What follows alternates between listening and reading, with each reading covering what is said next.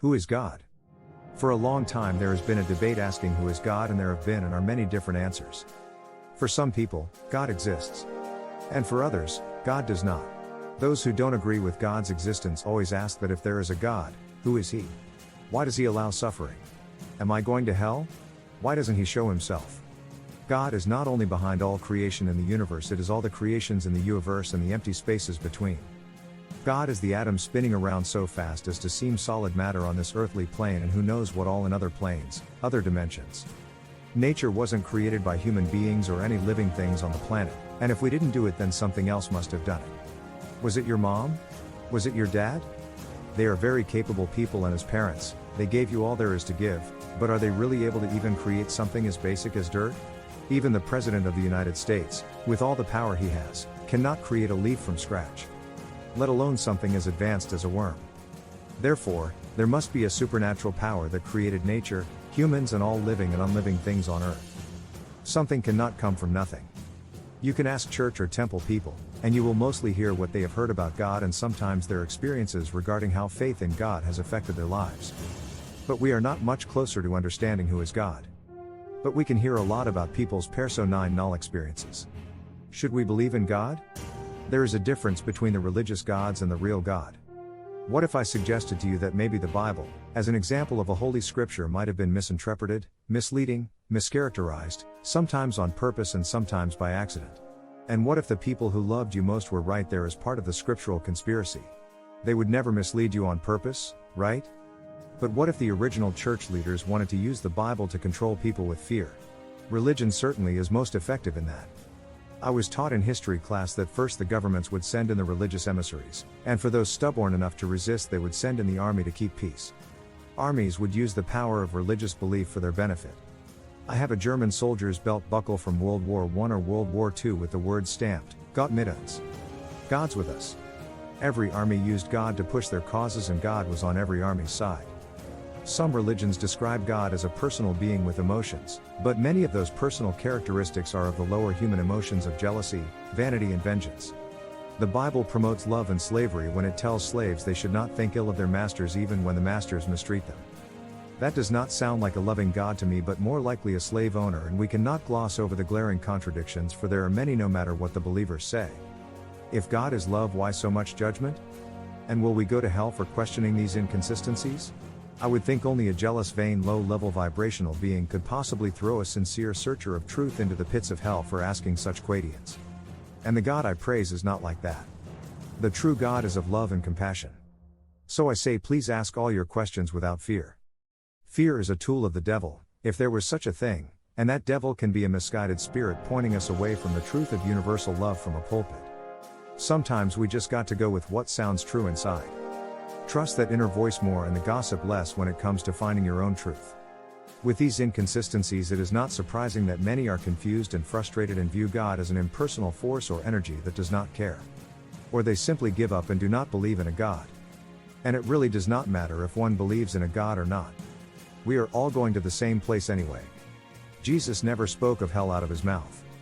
He mentioned a place the Romans burned dead people in the old times. He also never said he came to save anyone from hell. But many churches do, and they try and convince us we were born in sin and will go there if we do not believe in what they are selling. But the time to question is now. How could a newborn baby, the example of innocence, be born a sinful soul? It sounds like someone doesn't want us to know how great we really are. That we are born inheritors of God's on earth, walking in the flesh, having an earthly experience. No one sees the wind nor air, but nobody can question the existence of wind nor air. All of us only can feel and experience it in many ways. We can feel and experience God in several ways whether we are believers of God or not. And that is the magic of life. Every time we open our eyes in the morning, we can choose to either be thankful for another day of life or to complain about it, and that choice can make all the difference in our lives and of all those we touch. Let us consider the old days when humans were trying to make sense of this existence and may have gotten some guidance from outside entities. Aliens from other universes or other dimensions. God's form varies according to cultural, religious, and the forms we are living as here on earth. For black people, God could be black, for white it could be white. It is same for Hindus. It could have 8 hands. For animals, God may be a giant buffalo with 4 horns. And for Asian people, God has brown eyes and black hair. Actually, he could choose to be any or all of these things. I mean, we are talking about an entirely different way of thinking. Too often, humans tend to put exaggerated human characteristics on God, but that is like putting human characteristics on a jellyfish. We have to think much differently. So we might have imagined God to just be a larger version of ourselves. That doesn't take a lot of imagination. And naturally with human characteristics, human emotions, human pettiness, Santa Claus with a quick temper.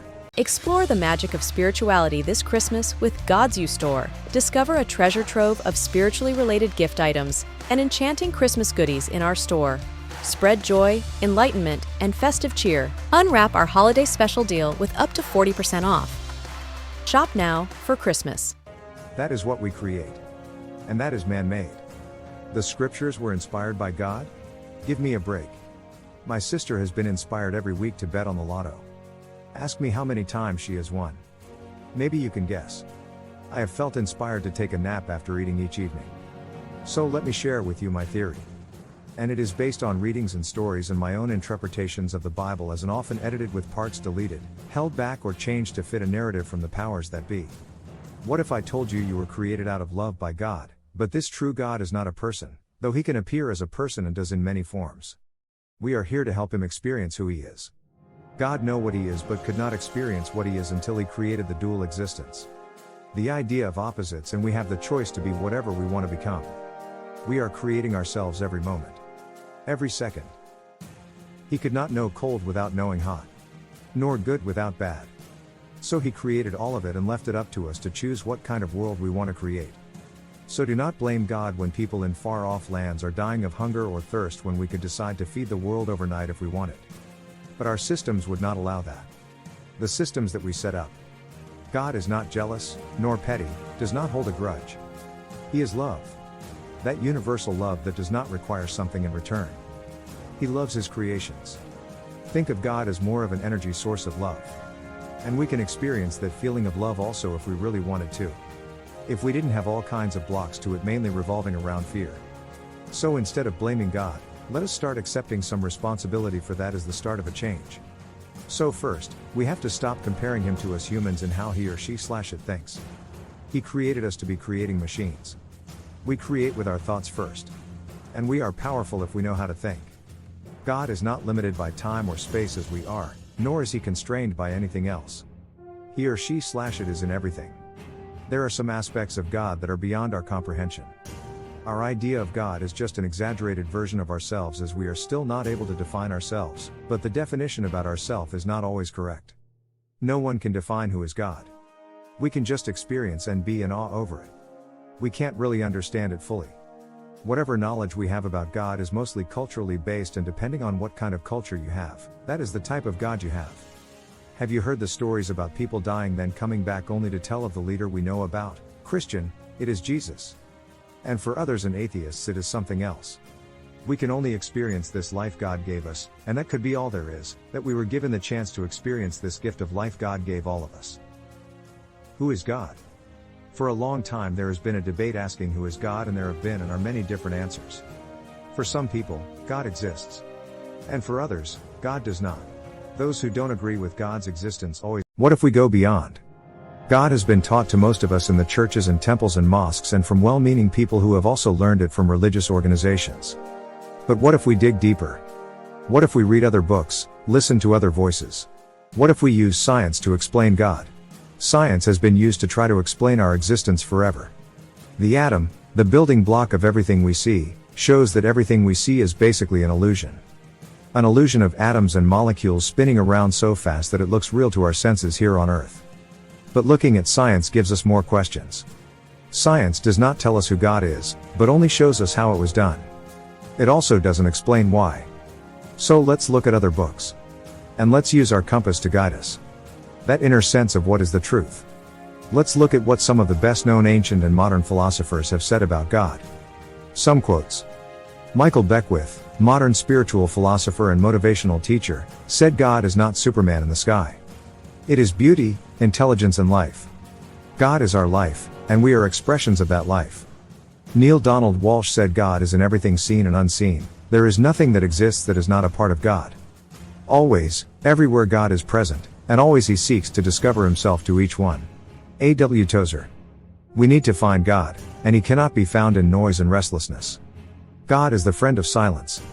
See how nature, trees, flowers, grass, grows in silence. See the stars, the moon and the sun, how they move in silence. We need silence to be able to touch souls. Mother Teresa. God has no religion. Mahatma Gandhi. Let us never forget to pray. God lives. He is near, and he is real. He is not only aware of us, but cares for us. God is our Father. He is accessible to all who will seek him. Gordon B. Hinckley. Sadhguru says it is impossible to truly describe God. How can we possibly describe the great Creator? We can only experience it and dissolve into it. What you are is God's gift to you, what you become is your gift to God. Hans Urs von Balthasar. God's voice is usually nothing more than a whisper, and you have to listen very carefully to hear it. But other times, in those rarest of moments, the answer is obvious and rings as loud as a church bell. Nicholas Sparks. Swami Mukundananda suggests if we want to know who is God that we ask him directly. Why ask people who may or may not know?